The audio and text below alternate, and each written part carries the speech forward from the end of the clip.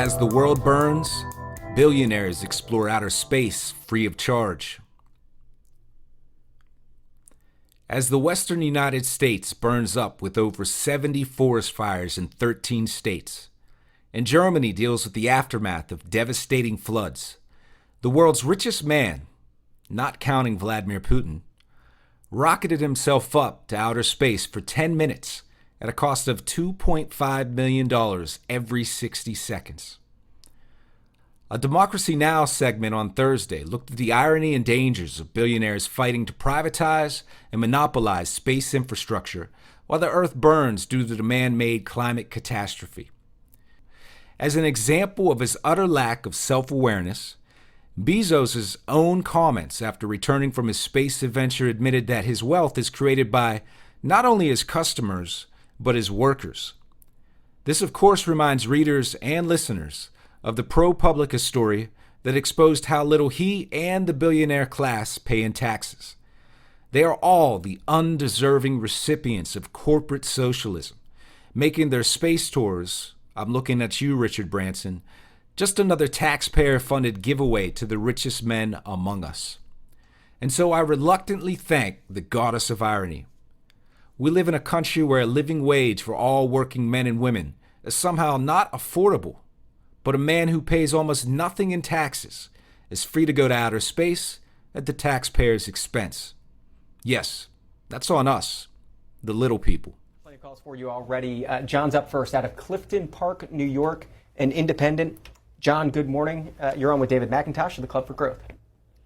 Yes, good morning. Thank you for what C-SPAN does. Mr. McIntosh, my question to you is, how does the space programs by these various billionaires, it shows the failure, the trickle-down economics upon which you base a lot of your stances and everything. How is that putting these billions into space instead of improving the conditions of the workers that make these people the richest men on earth? I'd like a better understanding on, you're talking about welfare and everything else, yet at the same token, you ignore these stances where these billionaires are pouring all this money into space. The only people who are able to fly with them are also billionaires and millionaires. Well, first of all, I'm actually really happy that it's not a government program where they're forcing taxpayers to spend the billions of dollars on something like that. My view, honestly, is if somebody's been successful in creating a business and making money and the customers have rewarded them so they become a billionaire, if they want to spend it on building a rocket to outer space, that's their choice. If they want to spend it on building mansions, they can do that. I don't think it's the right role of government to tell people how to spend their money. David McIntosh of the Club for Growth can kid himself with his self-assurance, as he did on Washington Journal last Friday, July 16th, by believing that the space exploration Bezos partook in was privately funded. But everyone in my neighborhood pays a higher percentage of their income in taxes than he pays on the beyond exorbitant and exceedingly gratuitous wealth that he lives off of. Not to mention, The Hill online newspaper reported in late May that a U.S. competitiveness bill, then being debated on the Senate floor, included $10 billion for Bezos' own space exploration company, Blue Origin. This was also around the time Bezos had bought MGM for $9 billion. So, we're expected to forklift over, as a simple dinner fork won't cut it, the billions needed for him, again, arguably the richest man on earth, to acquire more wealth and, as the cherry on top, deliver him $1 billion more.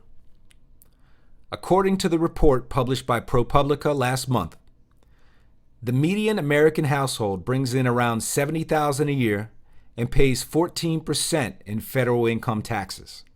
In short, Americans subsidize the fruits of Jeff Bezos' midlife crisis. Credit to UK journalist Peter Ward for that spot-on descriptor. I worry that we are getting closer and closer to the experience of the little people in the sci-fi film Elysium, starring Matt Damon.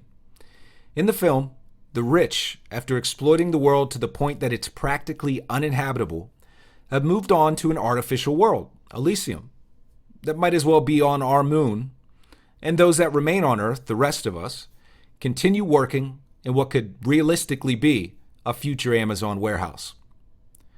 Later in the Democracy Now! Segment, the broadcast aired parts of an MSNBC interview with Bezos, who in completely out-of-touch fashion adamantly expressed that we should preserve our, quote, beautiful gem, end quote, also known as Earth, by transporting polluting industries to outer space, something he acknowledged would take, quote, decades to achieve, end quote. We need to take all heavy industry, all polluting industry, and move it into space and keep Earth as this beautiful gem of a planet that it is. Now, that's going to take decades and decades to achieve, but you have to start, and big things start with small steps.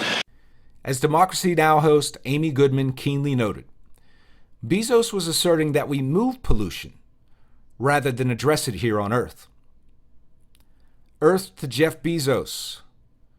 The climate catastrophe is already here. There's no time for your next grandiose and costly venture. Your class has cost us too much already.